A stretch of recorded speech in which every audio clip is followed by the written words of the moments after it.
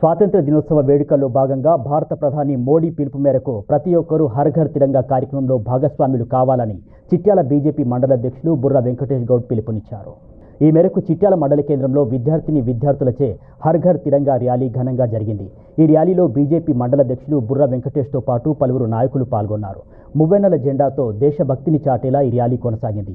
అనంతరం చిట్యాల ప్రధాన కూడలికి ర్యాలీ చేరుకోగా విద్యార్థులు మానవహారం చేపట్టి దేశభక్తి స్ఫూర్తిని చాటి చెప్పేలా నినాదాలు చేశారు. ఆ తర్వాత జాతీయ గీతాలాపన చేశారు. భారతదేశానికి స్వాతంత్ర్యం సిద్ధించడానికి అనేక మంది మహనీయులు తమ ప్రాణాలు అర్పించారని గుర్తు చేశారు. ప్రతి ఒక్కరూ ఐక్యతగా ఉంటూ దేశభక్తిని పెంపొందించుకోవాల్సిన అవసరం ఉందన్నారు. మనకు స్వాతంత్రం వచ్చి 79 సంవత్సరాలు కాబోతున్న సందర్భంగా భారత ప్రభుత్వం ప్రతి ఒక్కరూ కూడా ఈ యొక్క దేశభక్తిని పెంపొందించుకోవాలి. ప్రతి ఒక్క విద్యార్థులు కూడా భారతదేశం పట్ల అంకిత భావంతో పనిచేయాలి. అదేవిధంగా మన యొక్క దేశభక్తి ఏంది, మన యొక్క దేశం యొక్క సంస్కృతి సిద్ధాంతాలు ఏందనేది మన యొక్క ప్రతి విద్యార్థి తెలియాలనే ఉద్దేశంతో ఈరోజు తిరంగ యాత్ర నిర్వహించడం జరుగుతుంది. ఎందుకంటే ప్రతి భారతదేశంలో ఉన్నటువంటి ప్రతి పౌరుడు కూడా మన దేశం యొక్క ఔన్నత్యాన్ని తెలుసుకోవాల్సిన బాధ్యత ప్రతి ఒక్కరిపైన ఉంది.